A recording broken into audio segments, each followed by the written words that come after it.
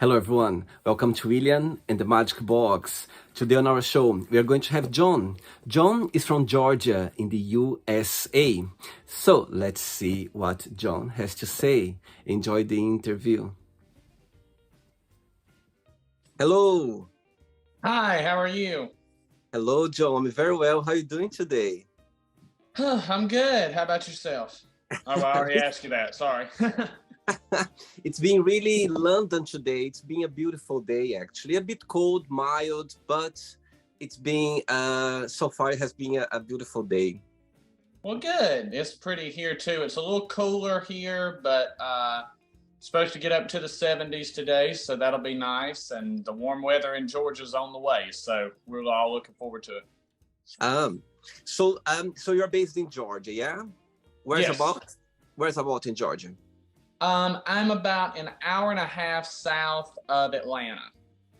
Okay, So middle Georgia's how we refer to it, but Warner Robins area. I see. And is that the place where you're born and raised? I was born in Macon, which is about 15 minutes away from here. I was raised in West Georgia, Okay, over almost to the Alabama line. And then we moved back when I was in high school, and I've kind of been in Middle Georgia area ever since. I see. So tell me something interesting about Georgia states in your opinion. What's something unique about the states that maybe you cannot find anywhere else in the US? Something unique. Well, there's a lot of history here.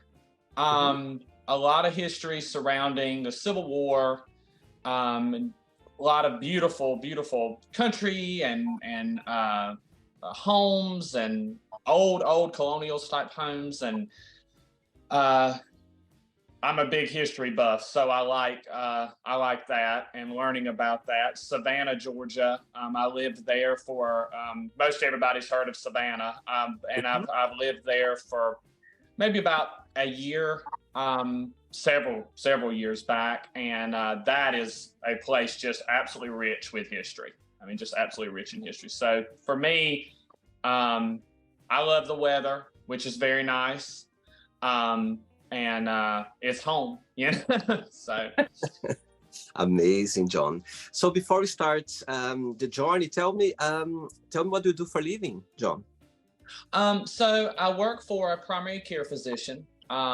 I was in long-term care, basically administration of nursing homes for several years, and stepped out of that and wanted to go to something that was a little less stressful. And I picked primary care, and I don't know if I did the right thing or not as far as the stressful part. It has its, just like with anything though, it has its pros and cons. But for this particular physician, I do a lot with his medical records, medical assisting, that type sort of thing, administrative type, clerical type kind of stuff. But still with the healthcare, we still with Yes, yes, I see. yes, very And I much so. believe I believe you're an author as well. Yes. I guess it's been about 3 years ago. I had the idea for a novel, and sat down and just started writing. And I didn't really think that I would finish it. I really didn't think it would go anywhere. And I figured it would just be one of those things, a week I'd write and then it'd be over with.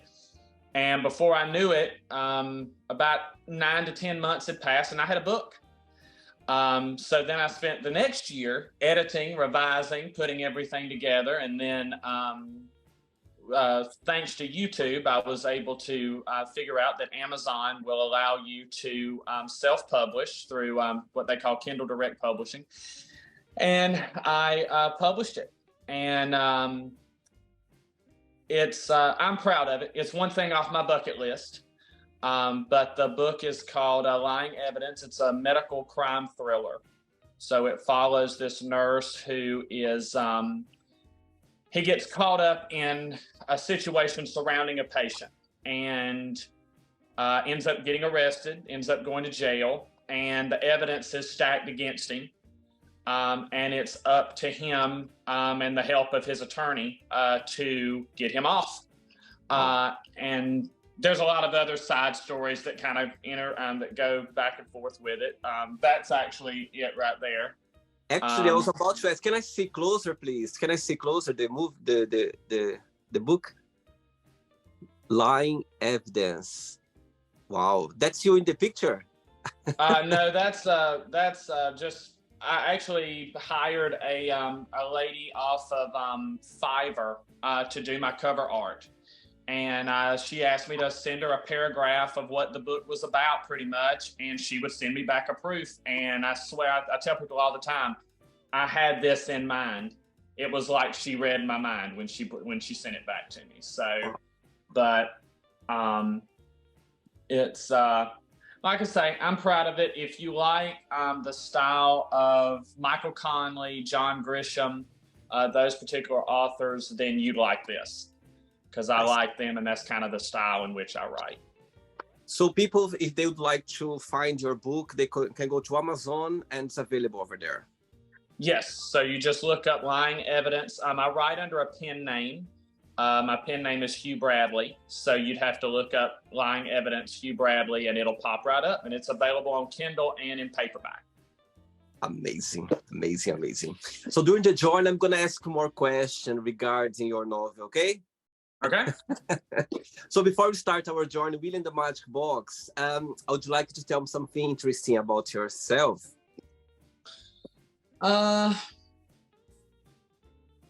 Wow. So I get, you always think of answers to this question, and then you're asked and it's like you go blank. I guess the most interesting thing about me is I'm the oldest of 7 children. Yeah. And my mother was a single mom for the majority of my life. The majority of my childhood, rather. And put herself through school, and was a very self-determined and driven woman. And I was kind of her right-hand man in respect to helping her raise the kids. And I have a wonderful husband, and we've been married for 7 years. And he's absolutely the love of my life. And so, yeah, I mean, just blessed to be alive and have a life. And after that, those beautiful words, I can see your husband is smiling right now watching this interview. If he was here, he left earlier. We own a trucking business, and he drives over the road. So he actually just left about 30 minutes before this interview took place to go back. He's headed to Florida. So, but he's a gem for sure. I'd like to say hello to him. So anyway, he's going to watch the interview, and he's going to get this message. There you go. Yep. John, are you ready to go on a beautiful journey through your memories in life and to share your point of views? Let's do it. Amazing. Welcome to William and the Magic Box. This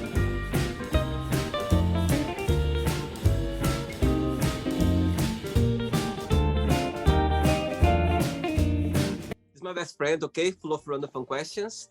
I'm just going to play a song now just for us to relax a bit before the first question, okay? All right. Let's do it.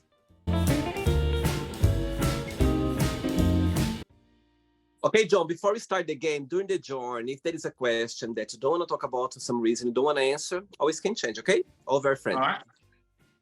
First question for you is, what a movie had a big influence on you? What movie had a big influence on me?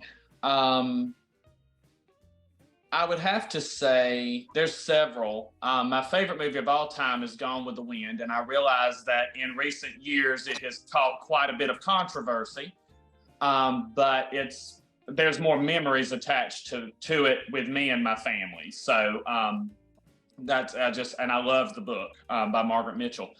I guess a movie that really kind of influenced me was A Time to Kill.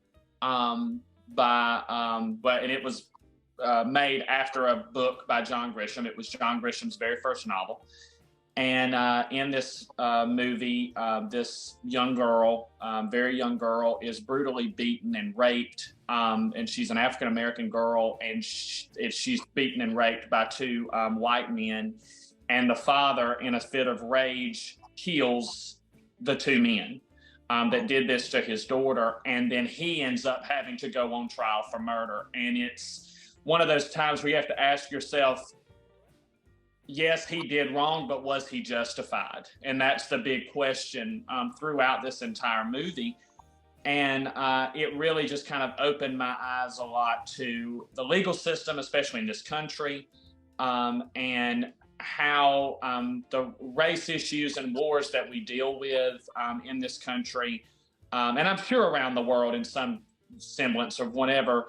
And it really is what inspired me to write. I loved that story, and just loved the movie, and I thought it was executed beautifully. Matthew McConaughey did a wonderful job, and so many good actors, phenomenal actors in that movie. So yeah, that would probably be the one I'd peg as the most influential. When was the last time that you watched it? Maybe a year ago. I go through this cycle where I rewatch stuff because I'm horrible at trying new stuff on TV. So I rewatch the same shows, I rewatch the same movies. So yeah, probably about a year ago. And Gone with the Wind, when was the last time that you watched it? It's been a while. It's been a minute since I've seen Gone with the Wind, but I've watched it so many times I could probably recite it. Next one, let's do it. Hey, John from Georgia in the US. Next question is, what makes you feel discouraged? What makes me feel discouraged? I can sometimes feel discouraged when I have it in my head of how I want someone to receive something that I've done for them, or that I have done for myself, and it's not, I don't get the reaction that I was looking for, or that I think I was looking for, and sometimes that can make me feel discouraged. I was real discouraged in the beginning after writing my book, because when you self-publish, all the marketing and everything is on you. And I was very limited at the time in my ability to be able to market it the way that I wanted to. You know, marketing takes time, and it takes money, and it takes all these different things. And those were things that at the time I just didn't have. And so that was about a year ago. And I backed off. I was just like, I wrote it, you know, everybody in my family bought a copy, and, you know, that's probably all it's ever going to do. And I got real discouraged at that. But once I decided to, you know, keep pushing, I think that's the big part of it, is you still have to just keep pushing through. And once you break that barrier, then, not to say that it's easier, but it gets a lot easier. It makes so sense you're saying right now, John, because when I launched the show 2 years ago, I remember when when I launched the show, the first episodes, and I remember I was with friends, we went, you know, to watch all together, and I remember some friends around the world, they were sending me like, oh, I'm watching as well, this and that. But, you know, I was expecting like something like, you know, to go like big and everything, and it doesn't work like that. It doesn't work like that. That was one of the biggest lessons I've learned when I started the show, because as you said, you know, it's a work in progress. It's like, it's just the first step. Don't expect the first, you know, first piece of your art going just like, wow, that's it. No, it doesn't work like that. You need to put it out, and that's when you're going to start the journey and learn, you know, and somehow getting things. And just who goes through that can understand, isn't it? And I'm so glad you said that, because it literally brought me back to that moment when I was come back home after watching the show with my friends, and I was feeling like, I just said, discouraged, like a lot of thoughts in my head. I was like, my God, it meant to be this way, and actually did. Absolutely, it didn't need to this way, because it's a good start. Imagine if you do something and suddenly goes viral, and after you don't cope, like, you know, carry on with the same level, it can be a big tragedy, you know what I mean? It can go wrong. So I'm glad that you said that, because actually I never thought this way, and listen to someone sharing this experience, I think it makes all sense. Amazing. Next question, let's do it. Right, before the next question, tell me in your opinion, what's the best part of work in healthcare, and what's the most challenging part that you found so far in your career? So the most rewarding and the most challenging is the same thing, and that's the patience. And in two totally different ways. Most people, which I've always said, if you don't have a compassion for people, you need to stay out of healthcare. There, you have no business there. If you're only going into it for the money, you're wasting your time. Not to say that there isn't money to be made in it, but if that's your driving force, you're going to miss a lot of what really matters. And so for me, the ability to help patients, especially when I was in long-term care, and you have these elderly people who have dementia and Alzheimer's, which in my opinion is the absolute worst condition an individual can ever have.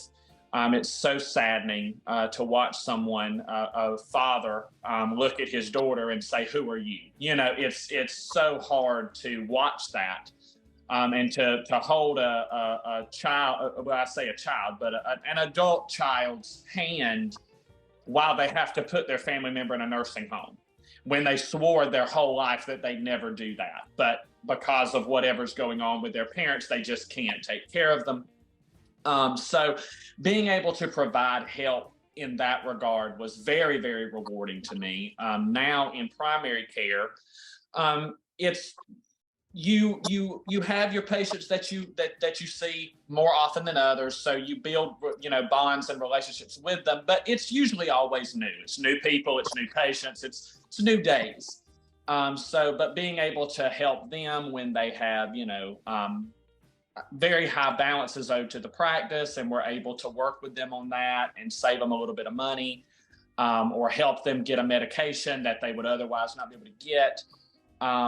That's very rewarding to me. But the flip side of that, to the most challenging, is you have patients, just like any situation, any arena in life, that are out to take advantage. They're looking to take advantage of the doctors, the practitioners. They're trying to take advantage of the system. And that, to me, is very challenging because, and I'm not so sure over in where you are in other countries, but in the US, we have such a hard time to be able to get patients who need assistance, the assistance that they need. And the reason why the problem exists is because so many people are utilizing those systems that don't need it. And so they're holding, it's because of them that someone else who needs it can't seem to get it, in my view. And not just mine, but in a lot of people's opinion.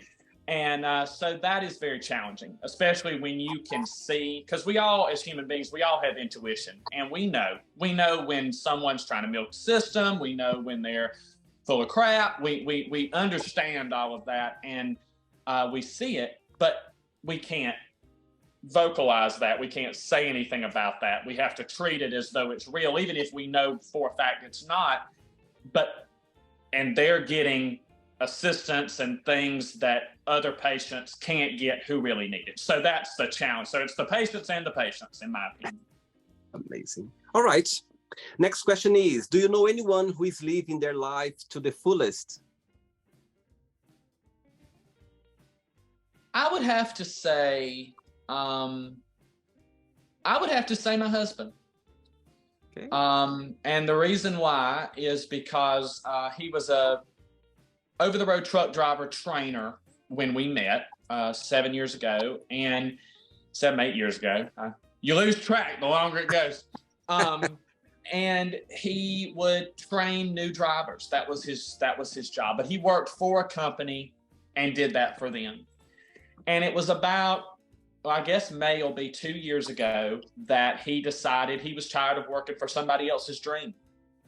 He was going to work for his own. And it's been a challenge. He's had some hiccups along the way, as any business owner does. But he has been able to be very successful, do what he needs to do, make those connections, move and drive that business forward. And outside of he's not at home all the time with his feet propped up while the business is running at a house in the Keys in Florida yet, but where he's headed in that direction. But he's happier now than he was when he was working for the other company. Not to say that they didn't do well by him or anything. It's just he likes being his own boss. And I think for me to see him that happy with that makes me feel like, yes, he is living his life to the fullest. What's the biggest difference between both of you? The biggest similarity? So I am very, I guess I can be high strung. He would probably agree with that. I'm very OCD. I'm very, can't sit still. I've always got to be up doing something. I don't, only time I stop is when I sleep. He is laid back, cool as a cucumber. The minute he gets home, he can prop his feet up and the world don't matter. That's just, he's always been that way. It has been a point of contention over the course of our marriage sometimes, but I envy it most because I don't know what it's like to just sit down, you know what I mean, and just sit still. But as far as our biggest similarity, we were raised a lot of the same way. We were raised with the same morals, the same values. Our parents are a lot alike in their views on life and just their views on raising and having a family and what to teach your children. And so when we're talking about, a situation with our family or friends or whatever, we tend to always be on the same page with how we think something should be. And it's hard to find that in someone that you weren't raised with and outside of a brother or sister, or a parent. So that's what drew me to him in the first place, was that he thinks like I do. Also, when I was checking your profile, I could see, I think you shared some pictures on Christmas you were wearing, I think with some friends, the same outfit, the same pajamas. Oh my God, I felt so sweet, like all of you wearing the same one. I just felt we had fun with that. I just felt like going back to Christmas again. I was like, oh my God, it's so Christmas, period. Thank you. Yeah, we had fun doing that for sure. Next question. Okay. Next question is, what is the worst first date have you ever been on? I met this guy, oh God, it's been years ago. For a brief period of about 3 years, I lived in Tennessee. I followed an old boss, and we went and took a nursing home up in Tennessee and fixed it. It had a lot of issues going on, and we went and fixed it. And I lived there for about 3 years. That's where I met Jonathan, my husband. And but before I met him, I had briefly talked with this guy through dating apps and what have you, and we decided to meet in Knoxville, Tennessee, at a coffee shop. And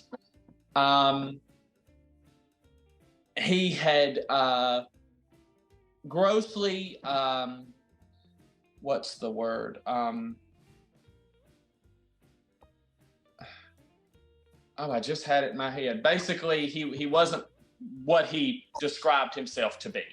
I see. Misrepresented. That's what I'm trying to say. He grossly misrepresented himself. And I'm not the type of person to be flat out rude. I'm not. And I wasn't then. But it was very awkward because the minute that I walked in, I didn't recognize him because it was a totally different person than what the picture was. I think they would probably categorize that as catfished or something maybe now. I don't know.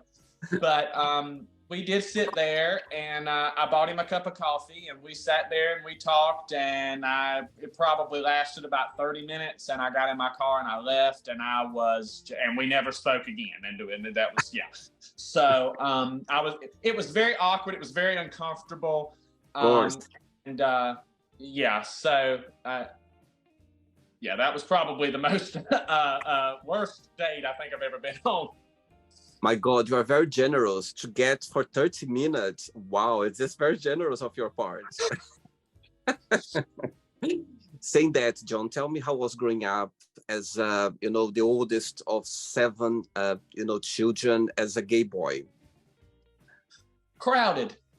But so as most, especially in the South, growing up, knowing that you're different.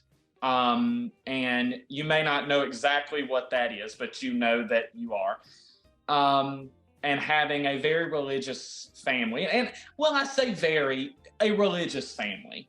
We did attend church pretty routinely. My mother goes a lot more frequently now. But and having just deep-rooted religion in the family.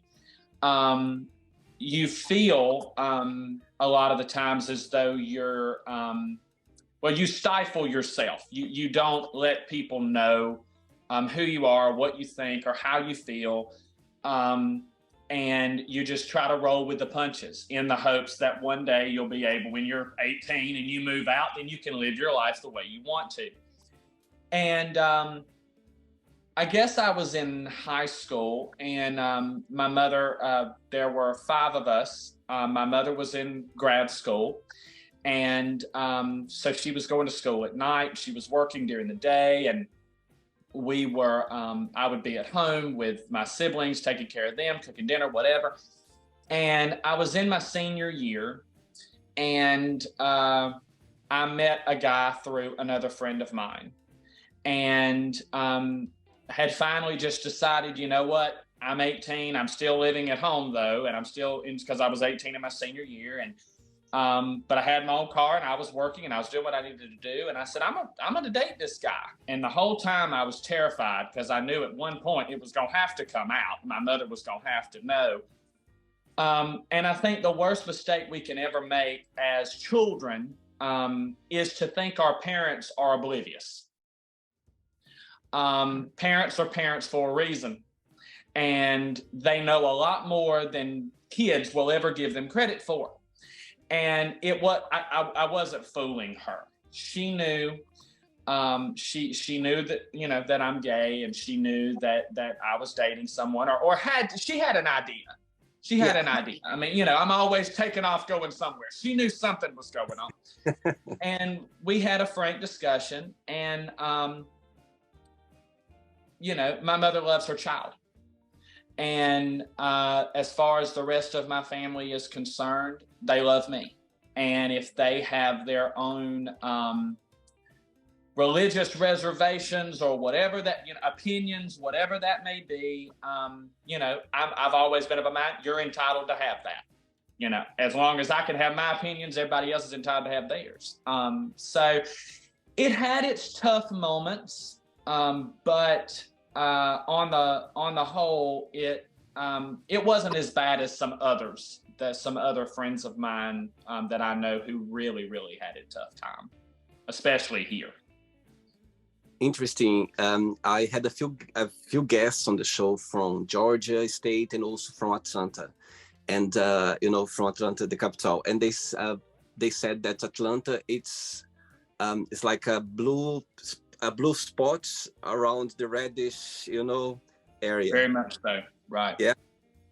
It is very much so. It just made my day when I learned that. I was like, that's very interesting to know, and most of my guests from Atlanta, they said that there you can be truly self, you feel safe, feel like you can express the way you are. Right. Right. I have 3 questions left for you. Let's do it.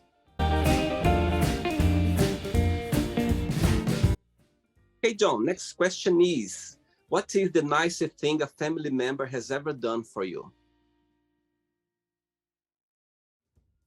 Nicest thing a family member of mine has ever done for me.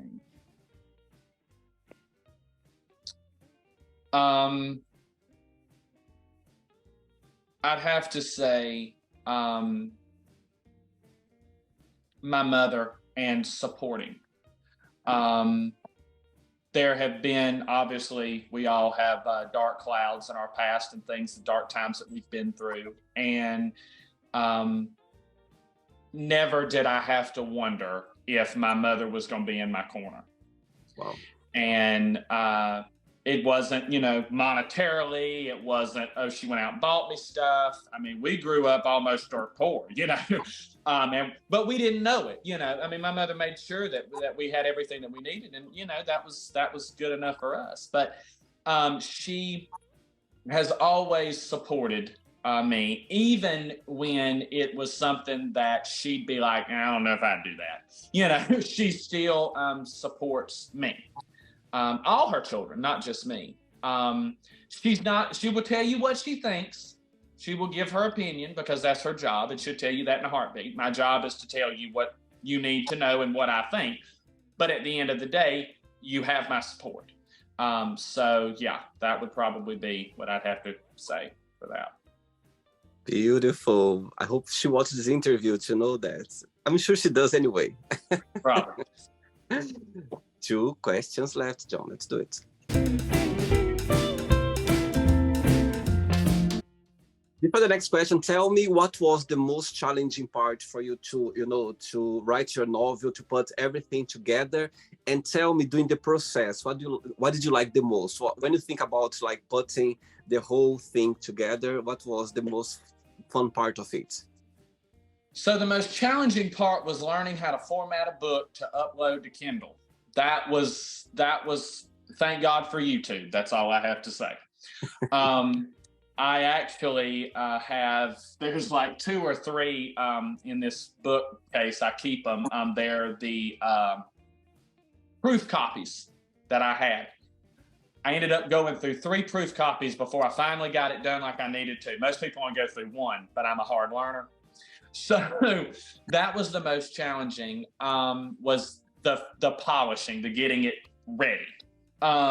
Everything else was a breeze. What I loved, and what I love about the writing process was the characters that came out of nowhere. I would just be writing and I would just be going on this journey with this particular character and what they had going on. And then all of a sudden, poof, there's another character that pops up out of nowhere.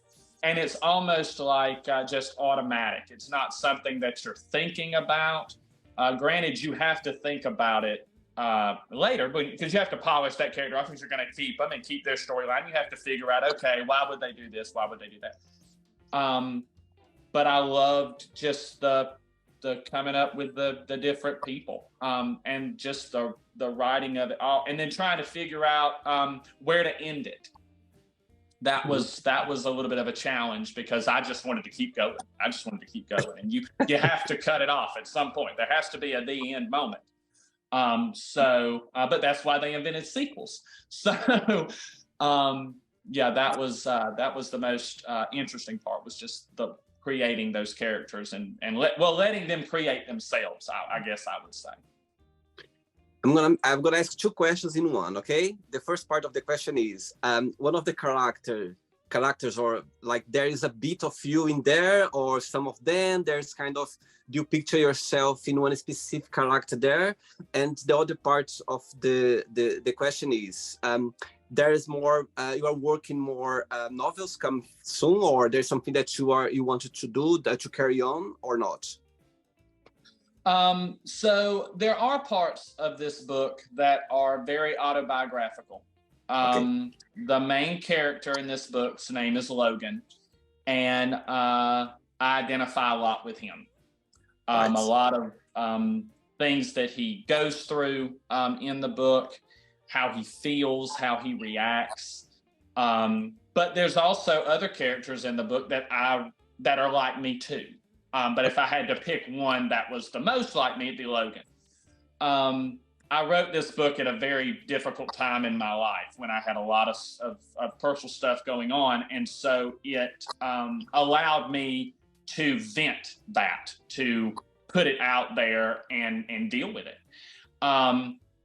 As for newer stuff coming in the future, Lying Evidence does have a sequel that doesn't follow Logan. It follows another character in the book There is an actual there's a snippet of the second book in the back of the first one. Okay, very clever. So I like that actually.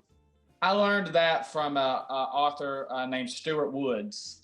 He's very, very popular, wrote a lot of the Stone Barrington novels, but he lives, I think, in California now or New York, but he originally grew up in Manchester, Georgia, which was a little bit maybe about 10, 15 minutes away from where I grew up. So if you lived in that area, you knew who Stuart Woods was. But he does that in his books, and I kind of copied that from him. So. But so the second book is Compelling Evidence, and it follows another character in the book who goes through their own legal battle.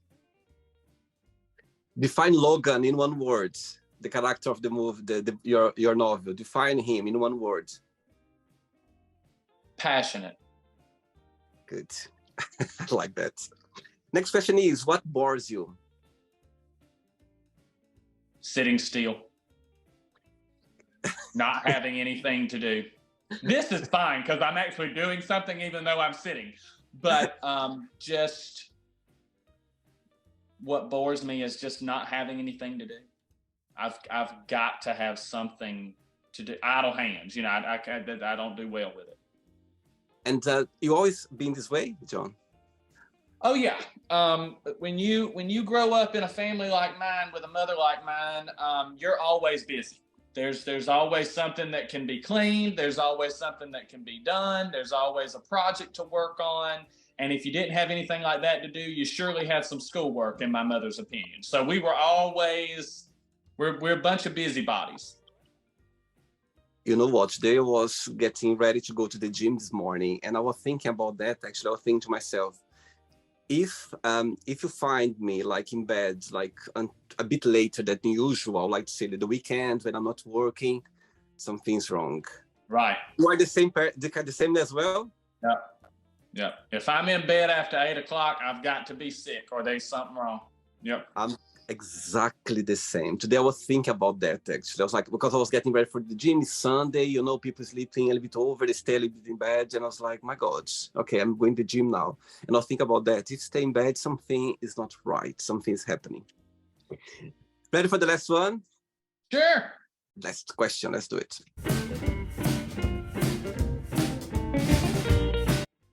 But before the last question, people watch the interview right now. If they would like to get your book, to write your novel, tell me what's the biggest message that they're gonna take to them, out of the book. There's something that's a message that you'd like people to get out of it, if you can share. Things are not always what they seem. We as humans have a tendency to judge situations simply by how it looks. And my grandmother actually had a saying, and we were very, very close, and she passed away a few years ago. But she had a saying that follows me. Even my husband now, he's heard me say it so much, he says it. Everybody knows what to do with the devil, but the one that's guiding. And what that basically means is we all know how we want to tell someone to handle something, but we're not the one going through it, they are. And so it's important to take a step back sometimes and understand that you don't deal with things the same way that person does. Things aren't always as they seem. Mm-hmm. And that's the biggest message in this book. That was why I wrote it. This whole thing that happens with Logan is not what it seems. And you just keep seeing him go one step forward to get kicked 3 steps back. And, there's an ending, and we'll let that, lay there. But the biggest thing is things are not as they seem. Let's read Lying Evidence to find out what's that. I like it. Last question for you is, what is your favorite TV show? Oh, my favorite TV show.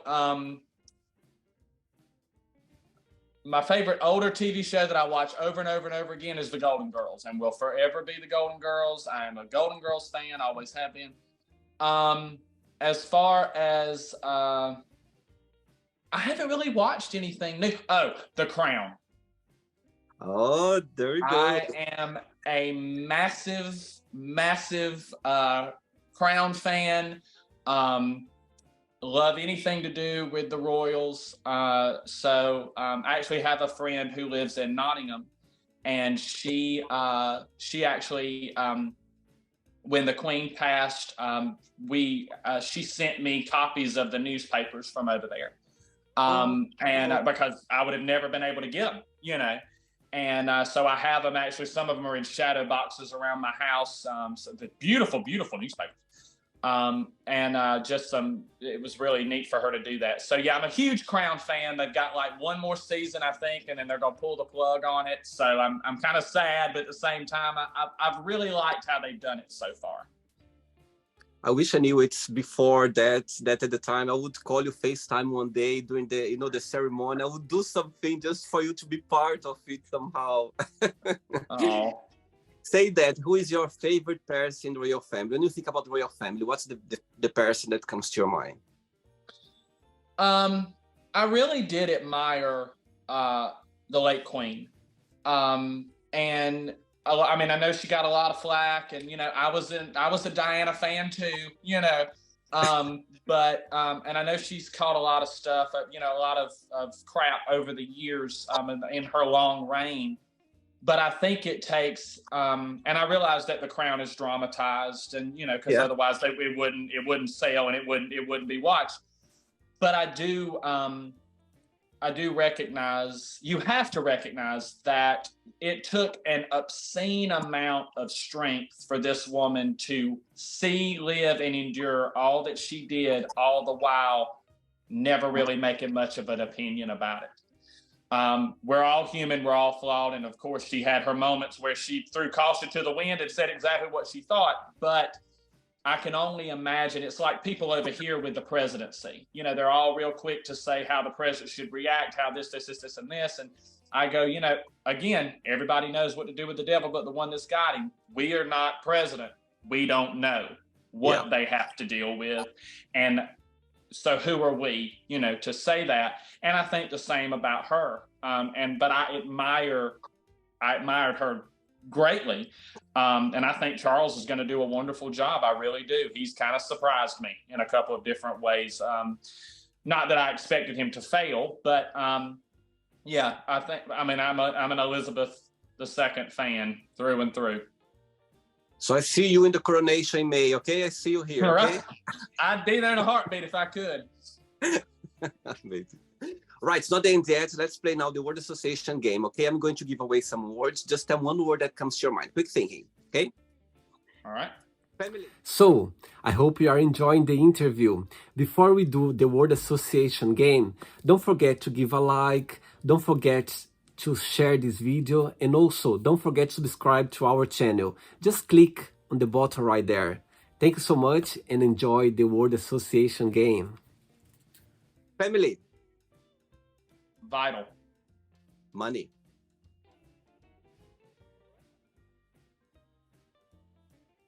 Necessary. Love. Incredible. Life. A journey. Can I say that? Sex. Passionate. Politics. Overrated. Religion. Inspiring. Fear. Unavoidable. Friendship. Vital. Desire.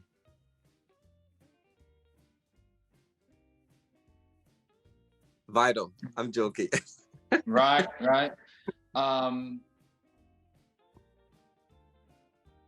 Lovely. Regret. Overcoming. Success. Reachable. Wish. Wish. Yep.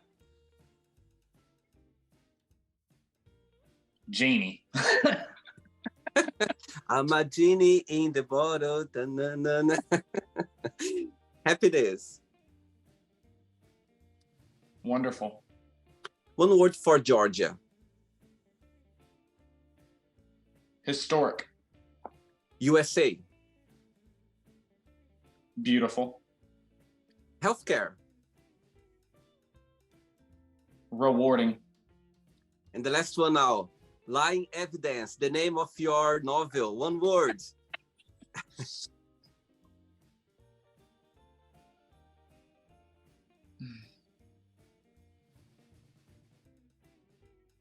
I can see so many words. So I can see so many words going through in your head. Can you say again? Can you repeat again? Timeless. Timeless. Amazing.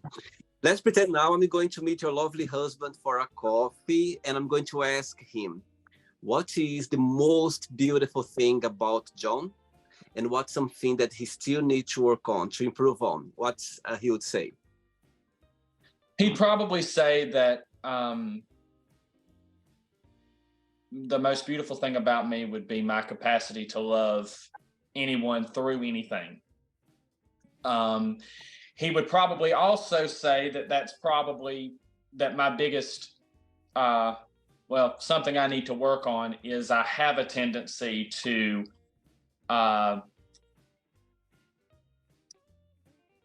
read a lot more into something than what it is.